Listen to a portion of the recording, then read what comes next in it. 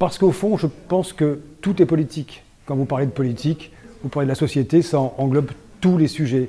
Il ne faut pas être généraliste, il faut aller chercher l'information. La vie politique, ce n'est pas seulement les femmes et les hommes qui font la politique, c'est la vie de la société.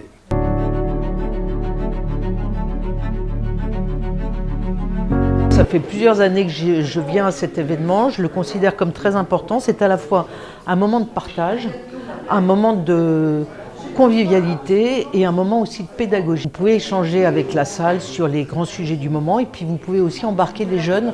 Moi je trouve que c'est très important que tout d'un coup les portes de l'Assemblée nationale s'ouvrent et qu'il puisse y avoir des échanges sur quelque chose qui nous concerne tous, qui est la démocratie et le fonctionnement de la démocratie. On manque un peu de lieu de débat neutre, je dirais politique. Il y a des débats qui existent, mais souvent au sein de gens qui pensent la même chose, c'est-à-dire dans les partis politiques. Ici, non. Nous sommes à l'Assemblée nationale et les débats abordent toutes les questions par toutes les personnes. Donc il y a une forme de pluralité des expressions qui est extrêmement agréable, avec une pluralité des publics qui ne vont pas que des publics spécialisés, mais aussi des publics jeunes que nous arrivons à attirer depuis 30 ans à l'Assemblée nationale.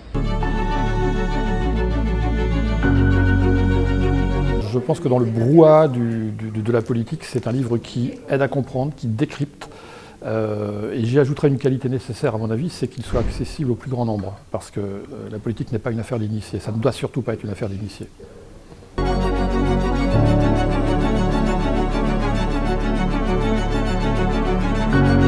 Les réseaux sociaux sont un grand danger pour la démocratie. C'est le lieu de la régression, tout le monde crie et personne ne s'écoute. Et c'est un enjeu extrêmement sérieux en fait, pour la politique. Mais aujourd'hui, personne ne sait comment s'en saisir. Je trouve que le thème posé est très intéressant parce qu'il montre qu'on a affaire à une innovation technologique depuis quelques années et que tout dépend de l'utilisation qu'on peut en faire. Et que donc la question de l'éducation aux réseaux sociaux, à mon avis, est aussi importante que l'éducation à savoir lire ou l'éducation à savoir se servir d'un média. C'est-à-dire qu'il faut à la fois utiliser tous les atouts positifs, l'échange, la possibilité d'être informé très rapidement et en même temps se méfier de tous les poisons, c'est-à-dire la contre-information, la désinformation. Et ça passe, je pense, par une éducation très jeune dès l'école. Les réseaux sociaux, c'est évidemment une des questions majeures depuis une dizaine d'années.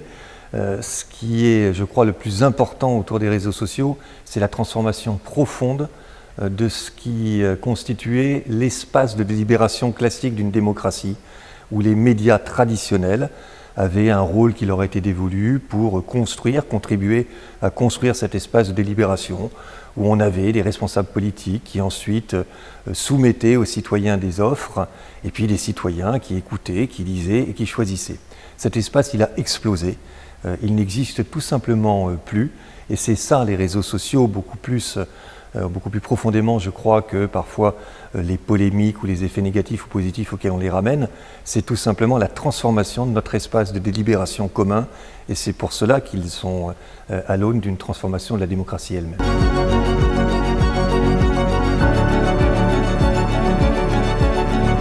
J'ai 3 livres politiques. Je suis un peu gourmand. Le must, c'est Les droites en France. Alors ça date pas d'hier, c'est 1954, c'est René Raymond. Mon livre politique de jeunesse, parce que ça correspond à mon époque, c'est Le coup d'État permanent de François Mitterrand.